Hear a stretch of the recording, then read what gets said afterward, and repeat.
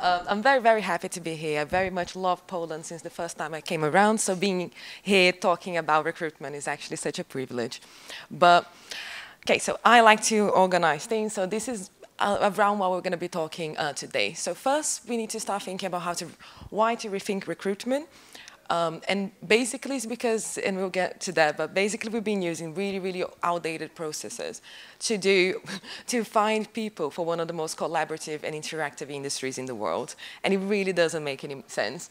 Then we're going to learn to listen and basically listen to the candidates and the people in our industry that end up being our co-workers. What are they telling us? And then we're going to aim to fix it, which is a lot of best practice, a lot of suggestions that we're going to work through. But first of all, me. So if you don't know me, basically around 7 years ago, I moved to the UK on my own, no experience. I was studying war studies because I played too much Age of Empires and I thought I could be a spy. Turns out that didn't work. Couldn't get a degree in the UK because it cost 13K. So I basically started working hospitality and supply chain and whatever I could find. Eventually, I fell into recruitment after working in a restaurant and having to find a new chef every other week. And that is a really nice skill set to pick up. And today, I'm in the Sumo Group as a senior talent operations specialist. And if you guys know Pixelent, this is our kind of Eastern arm as well. So, make sure to check on them. But yes, so a little bit about the focus of my projects in the past. So I helped with the government with the Kickstart scheme for the games industry, hiring over 130 people on benefits for their first game job, which, if you work in games, you know how incredible that is, because there's no entry-level jobs anywhere. I also released the job hunting preferences report in 2022 with Hitmarker, and we're going to talk a little bit about it. And very recently, I founded my own company, Bird's Eye View, and we released the Entry-Level Skills Hub, which is a breakdown of 12 junior roles by the knowledge, the skills, and the behaviors needed, plus portfolios and CVs so people can start preparing. That's a bit of me. And if you can't tell, recruitment is something very close to my heart because I job hunted so many times in the UK and before. And I eventually started picking up a couple of things that didn't work. So while I was working in recruitment agencies, I've heard obscene things like, if the name is too long, don't bother calling them, which is... I have 5 names, so how did I get that job? I don't know.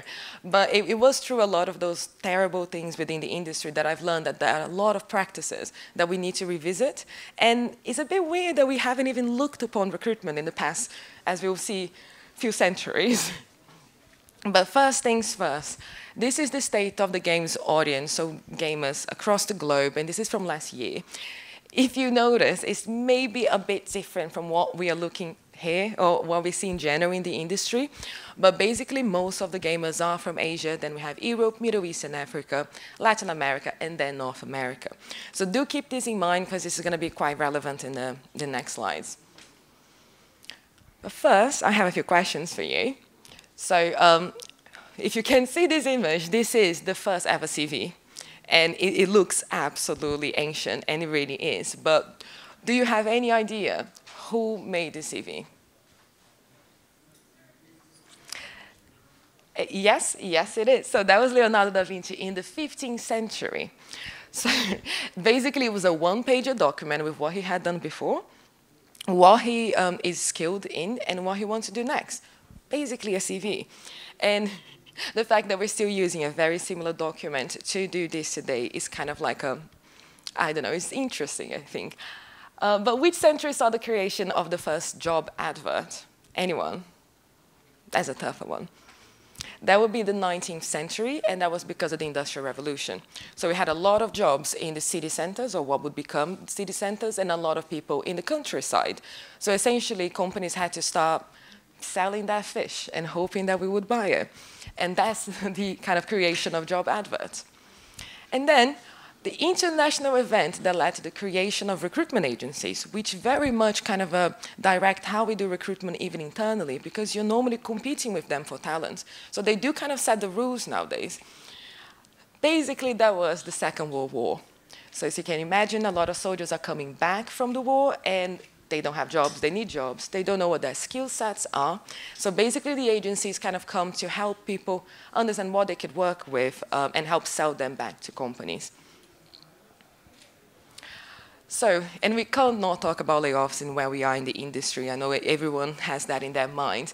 And I think what I want to talk about is the fact that layoffs are not a new practice at all. And it's also not a practice that works. So, if you have any idea, but do you know when layoffs started becoming a popular practice? That was also in the 19th century. And it was mainly because a lot of the jobs were seasonal, or because normally the companies would have like financial downturns and they basically fire everyone and then rehire everyone. Sounds a bit familiar. It is, because it is familiar. But essentially, in the 80s, this is quite recent compared to what we're talking about, people realized companies that downsized struggled post-layoffs. That was in the 80s. And then in 1991, 1993, 1994, 1997, we have many studies that found the negative impacts of layoffs on productivity. I know everyone in games can see how, like, you know, the morale of the industry is low. It means we are producing less, and there's less things going on.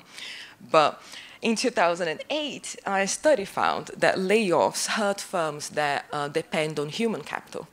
And that is the main thing that I want to talk about. When they started doing layoffs, it was because of machinery. It was because they had seasonal changes. We don't have to deal with those things anymore. And I don't think our industry understands how detrimental layoffs are when we're talking about human capital. Because this is what we are. You know, a studio is literally its people. AI is not going to make a game on its own, and no one's going to play it if it does.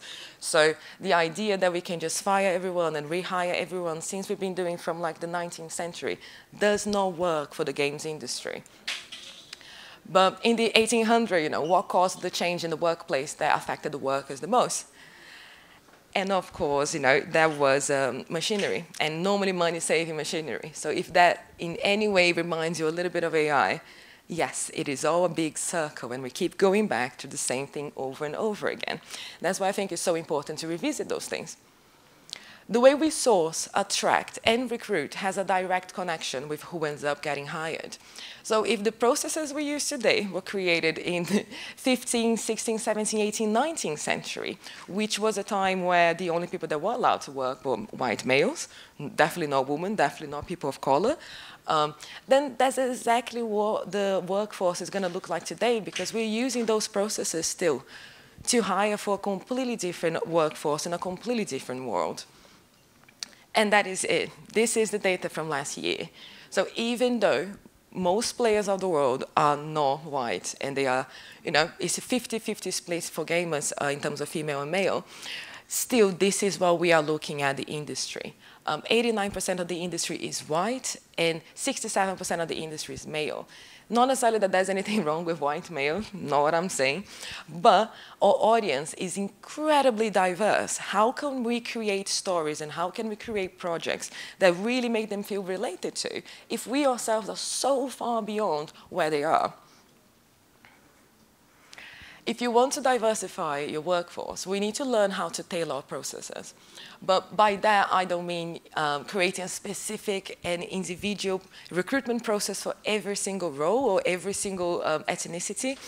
It's mainly designing a process that works for everyone, that doesn't look at things that can be biased, that actually rethinks about when was recruitment created and why it was created like that, and do we still need to do it this way?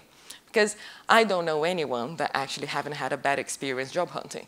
I generally don't know anyone that was happy and is like, yeah, I'm just going to job hunt, 2 weeks, done, got a job. It's not working, it really isn't. So we do need to look at it. For example, me, I am biracial. I am from South America. Not that you can tell because people think I'm Bulgarian. I have 2 vascular diseases since I made this deck. You know, I have chronic pain, I have autism, I have ADHD, and I have aphantasia, which I don't know if anyone knows what it means, but basically when you close your eyes, I see nothing. It's just pitch black, so I can't imagine anything. Not an apple, not my mother's face, nothing. But you can't get any of those things from me. So how are you going to create a process making sure that I am accommodated if you have no idea I have all of those things? We can't put the onus on the candidate to disclose, hey, this is everything that is wrong with me, please hire me. it's just not, people are not in that confident position. So as employers, we really, really need to look at how can we support people without making them feel uncomfortable. And normally designing for inclusivity, which we're going to learn, is going to be on the learning to listen section, is not crazy and helps everyone. So it's not something that we should be looking away from, because it's not specifically for one group of people. It's actually to improve everyone's job hunt. If you can't guess any of those things looking at me, how could you possibly accommodate me? And that is why I decided in 2021 to make the job preferences report. I really wanted to look into what people were saying. Of course, I had my own issues, and I had plenty that I could say about job hunting, but I am just one person, and it would defeat the purpose, just do everything based on me. So I done this report, and it was actually quite long. We had 600 people that spent a total of 190 hours answering to the report. And basically the report were asking things about, what do you want to read on job descriptions that will get your attention? What is the information that is most fundamental to be there? And then we will have things like salary, benefits, location. And I selected a few of the responses for us to have a look at. But another thing about the methodology of the study is that I've also separated the answers between all and people that have over 3 years of game development experience, because I really wanted to look at what actual people have been in the industry have grievances with, because if you're just joining the industry, you might not know the ins and outs. But let's look first at job adverts. So when it comes to benefits, and this is how important for you is to have benefit information on the job advert. 51% of the respondents find benefit information very important. Makes sense.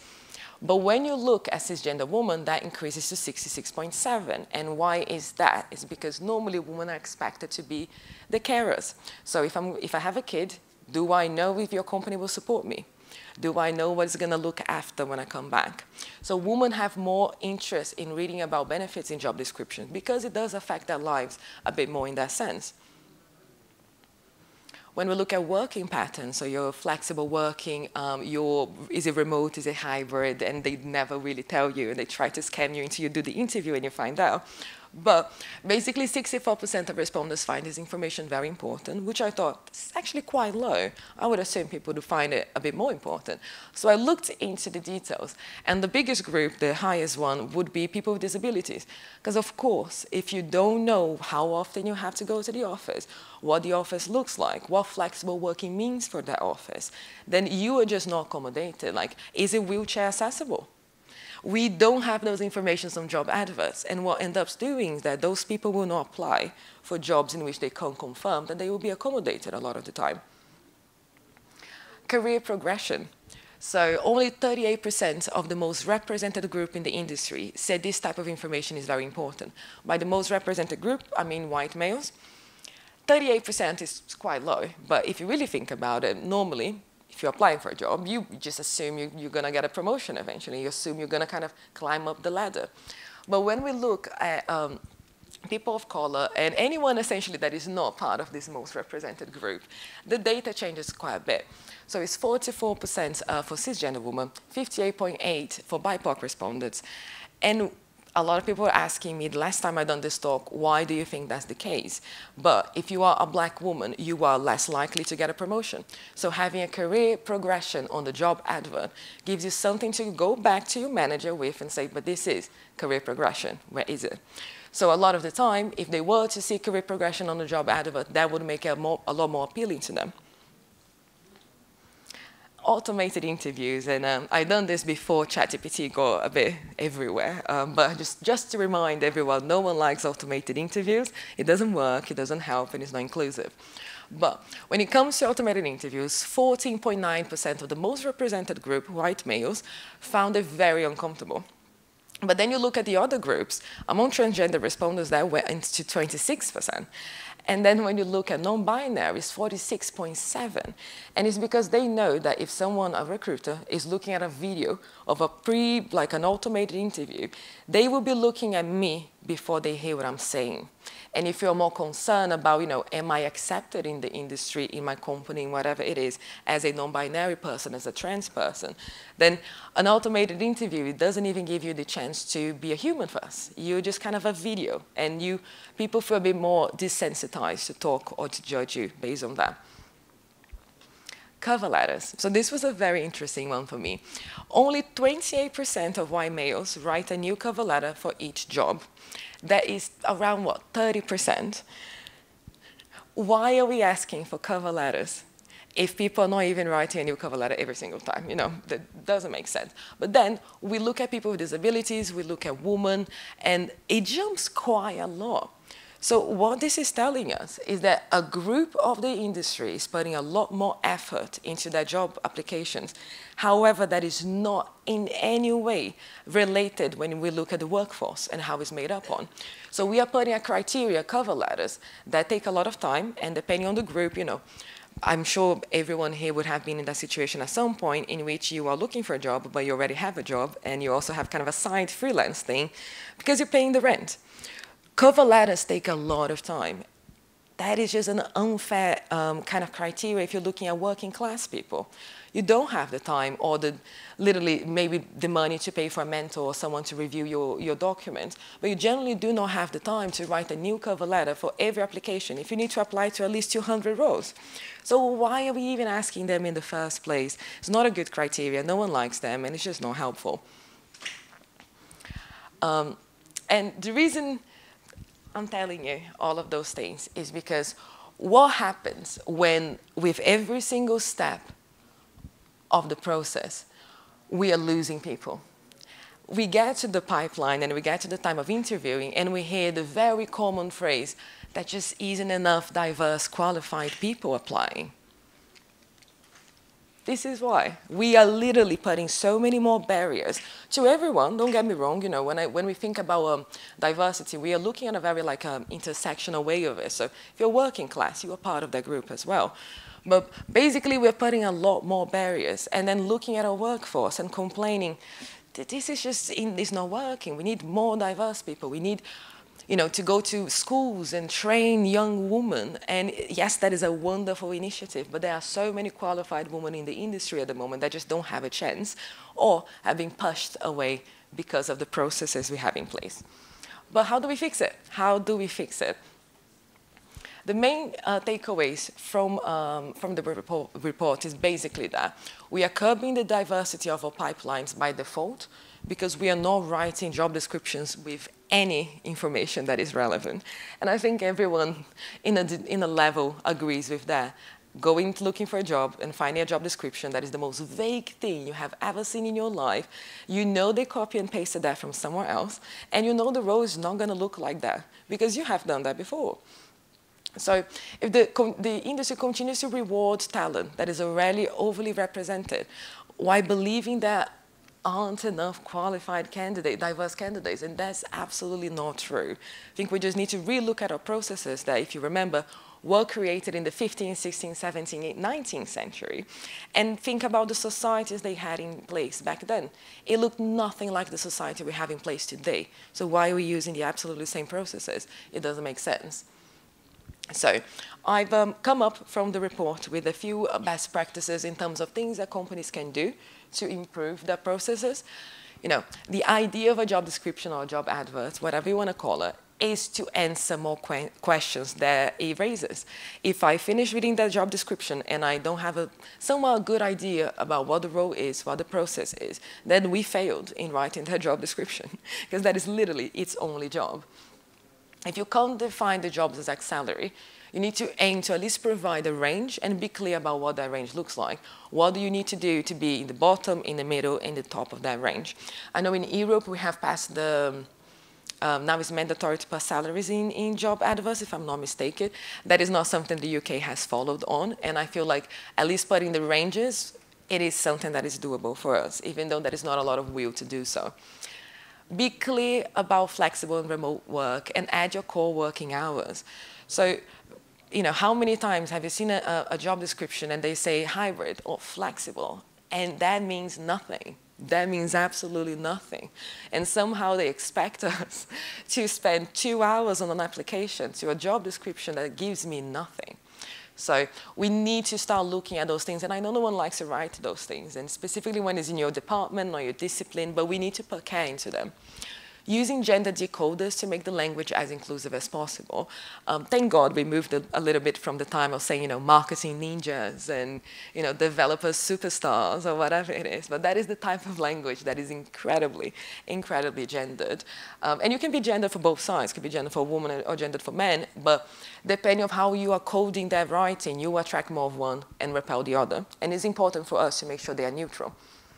And create application processes that are specific to each discipline. I think this is important because you have to have a main process that is quite inclusive to everyone, but people need to still have a little bit of space within their own disciplines to find the best people for the role. Maybe it's not a cover letter. Maybe you have job application questions in which you ask things like, how would you approach this new feature if you were given that on a Monday? And it doesn't necessarily need, I think it would be more helpful to the hiring manager than a cover letter talking about why I love games. But the next thing would be, think about how you can streamline your application process. You know, everyone's time is important. I work with so many hiring managers that tell me, you know, I don't have time to interview 10 people. Or they don't have time to interview 5 times. So we really need to find a balance here of like time, number of interviews, and just being a bit more aware that people applying, that is not their only job. They have lives, they have families, they have things to do. And that is our responsibility to be mindful of that.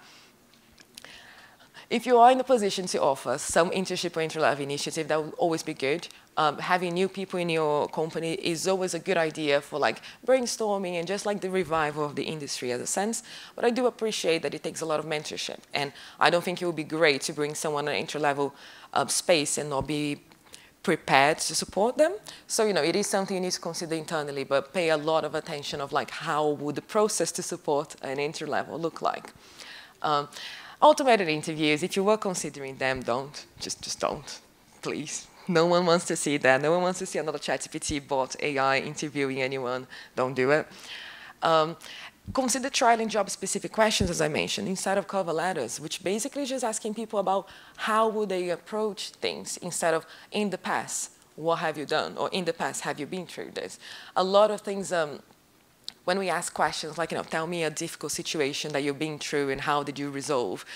We just want to know the approach to dealing with conflict. You can make a very simple job-specific question, put in your application CRM, instead of asking for a cover letter. You know people will have to answer instead of copy and pasting from someone else, and you might get a glimpse into the process someone has in their mind, which will really help when you're selecting someone. And prioritize giving feedback. It is not fair for anyone to spend that much time interviewing, putting their heart on the line, being very vulnerable about their skills, their past, what they need, their salary expectations, and then getting absolutely nothing in return. It is, company is bad for your branding in general, but it is just heartbreaking. And I don't think anyone wants to kind of create an industry where everyone's constantly desperate and sad. But building a more inclusive and diverse gaming industry is not a solo quest at all, and that's something that everyone can do. And that is something we're going to look at it. So I divided this section into experience, managers, and senior leadership, wherever you are within those. Those are some things that you can start looking into, that you can start maybe considering to bring your internal groups or considering to bring into your manager. Do we have funding for this? Do we have time for this? Can we support people doing those things? But the bare minimum you can do is refer individuals with different backgrounds and experiences to your team. Look at your team. What are we missing? What person would be great to have that would bring maybe new experiences, new points of views that will help with our blind spots? And then refer them. If your company has 50 people and 50 people refer someone that is different from what you already have, you're going to have a brilliant pipeline already. So it is a very simple way to start those processes in companies when you can't afford to really focus in redoing everything. mentor junior employees will always be important, and being mindful of, like, you know, if they are from underrepresented groups, your point of view might be different, so do educate yourself a bit in, like, you know, what does that look like for them, or how can I support them even though we're coming from different backgrounds. Advocate for diverse perspectives and inclusive decision-making in team discussions. If you work with game design, how many times have you encountered a situation that instead of people consulting with someone else, we made assumptions? That is just dangerous, and it also makes our project less relatable to our audience. So we really need to advocate for having those diverse perspectives, even that being a work colleague that was hired because that background adds value to your current team, or having a consultant to look at it and maybe give you some, like, next steps. Support the professional development of employees from marginalized groups. We've seen that it is much harder for a Black woman, for example, get a promotion. Can you support? Can you write a recommendation? Can you talk to your manager? Can you maybe give them an opportunity to show themselves in a project? So it's all about, like, looking around at the people that don't, there's not a lot of them, and thinking why and how can I change that? Address microaggressions and promote respectful dialogue. We all have been in situations in which we prefer not to say anything, not to create, like, a weird situation, but the weird situation is already there and someone is already feeling weird inside. By not saying something, you're just siding with the person that made the comment and not the person that was affected by it. And I don't think that is helpful for production in any sort of way. What can leads and managers do? Build interview panels with people from different backgrounds. The amount of time that I read, like, interview feedback, and it's not even one, it's not fair feedback, but it's also, I don't think this person will be able to do so and so, because when I was at that time, I wasn't able to do so and so. That is not feedback, that is not fair, that is bias, and you just don't know what that person is doing or is capable of doing. But when you have people from different backgrounds and seniorities, you're probably gonna have someone saying, like, oh no, during university I had 4 jobs and I work better when I have more in my plate. So I actually think that if they are saying they can do it, we need to give them a chance, or can we give them a test? So it is a lot of the time just knowing your own blind spots and knowing you will never know them all, but knowing that you can bring people to support you with that. Ensure equitable distribution of opportunities of growth. So sometimes, yes, it's easy to give a project to the person that does that very well and has done that very well in the past. But as a manager and as a lead, it is your role to help with the development of everyone, especially the people that are under-recognized in the industry. So if that is you, just really look into what you can do. Essentially, advocate for diverse perspectives when it comes to decision-making. There's so many times that we create processes or we decide on things without actually consulting the people that will be affected by this. And this happens in organizations so many times. But that's just a waste of time, because eventually that process will break, or people will break. And you're going to have to find the whole process, you're going to have to redo the whole thing again. Start buddy system for new hires, you know, is horrible. Your first week in the job, there is so much to learn, so much to do. If it is on site, where do people go to eat? You know, are people comfortable doing this? Can I get dressed this way? There's a lot of questions, and I know as an autistic person, they do keep me up at night. So if I had someone like a buddy that I could just ask, hey, is this shirt all right? Or I don't know where I'm going for lunch and I don't want to go on my own. Can you please recommend somewhere? Those little things make a huge world of difference to maintaining a diverse workforce as well. And then senior leadership. You kind of have to have diversity and inclusion metrics, and you need to be held accountable. If you don't create those things, you're constantly going to be in between this state of, oh, we're doing great, we're doing things, there's lots of things going on, or we're not doing anything, we're failing, this is not working. And that's normally not true, not one or the other. You normally are in a journey to achieve something, but when you don't have metrics, then we all know, in a project, if you don't have metrics, it will fail. And it's the same thing with diversity and inclusion, it should be taken seriously. Developing partnerships with external organizations to kind of like allow and give them resources and budgets for EDI initiatives. Sometimes as a studio, you can't do it all. You know, you're already making, hopefully, a fantastic game. You don't have time or the expertise to create all of those things internally, but the industry has a wealth of knowledge that you can access. So make sure that you look into those things when you are considering your studio. But employee resource groups are fantastic, but do provide the opportunities for them to input and influence. There is no point to have a bunch of people telling you what they need for you to ignore them. That is going to do the opposite of what you want, and people are going to get more upset than they were before. So, listen to them and do something about it. Establish an executive-level diversity council that could be comprised by leaders from various departments to kind of drive strategic decision-making and accountability. So it's basically having a lot of people across your business that have the same mission and that can spot those things. So when someone else kind of falls a bit on it, or is not respecting the metrics, or is not taking seriously, you will have people that are in senior levels across disciplines, which helps to kind of get buy-in from people that will support you, and they will be your champions. But the best thing you can do is just lead by example. Engage in ongoing education and self-reflection. Study, learn. Like when I say, intersectionalities, what groups are within that? What social situations are within that? What have I learned today that I can go back home and just Google to death, or ChatGPT to death, whatever you guys prefer, or TikTok to death? But it is a lot of being interested and being curious and appreciating that is not about, I'm scared of saying the wrong thing, is I genuinely want to learn. And, we all have like our hyper focus and things that we really enjoy doing. Being in this industry, I'm sure everyone here has, I really like this, or I really like that.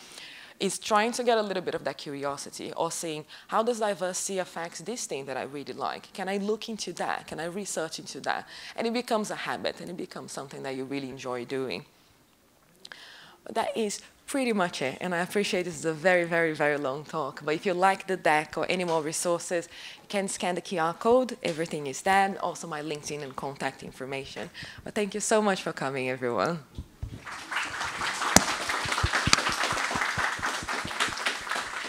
Does anyone have any questions? Yes. Anyone has any questions? Hello, Sara. Thank you. Hello. Thank you very much for your presentation. I just wanted to ask, why do companies, big or small, doesn't matter, don't include the salaries in the vacancies? Is there any reason? Yes, so as a recruiter, there's a few reasons why you wouldn't do that. Basically, or you want to get someone for cheap, or you yourself know you can't afford them from the get-go, but you're hoping that throughout the interviews they're going to love you and your team and your project so much they're going to make a salary cut. Or basically they don't want you to drop their processes because you already know how much they're going to pay and you already have other processes that pay more. So that is why I think it's incredibly unfair, because you are on purpose wasting someone's time in the hopes of changing their mind. Is a complete stranger that you just met and somehow you're just like, I'm going to convince them to work here. So that is normally my experience why people don't put the salary, but it can also be because, and that is a very, very tricky one, if it's a big organization. Some people would have been hired 10 years ago. Some people would have been hired 5 years ago. Some people got promotions internally. Some people changed companies to get their promotions. Sometimes it happens that a manager is going to get paid less than someone that they're going to hire. Can you put that in the job description? Probably going to lose your manager as well. So a lot of companies, instead of looking and having salary transparency internally, they prefer to just keep it hush-hush and hoping that that manager is never going to find out they get paid less than someone else that they manage. But in my experience, that's normally the case. Anyone else? We're processing, aren't we? That's all right. There's a lot of data there. If you have any questions later on, or you wake up tomorrow like, God damn it, I knew I needed to ask something, just reach out on LinkedIn. I'm happy to help, and I should be here today and tomorrow as well.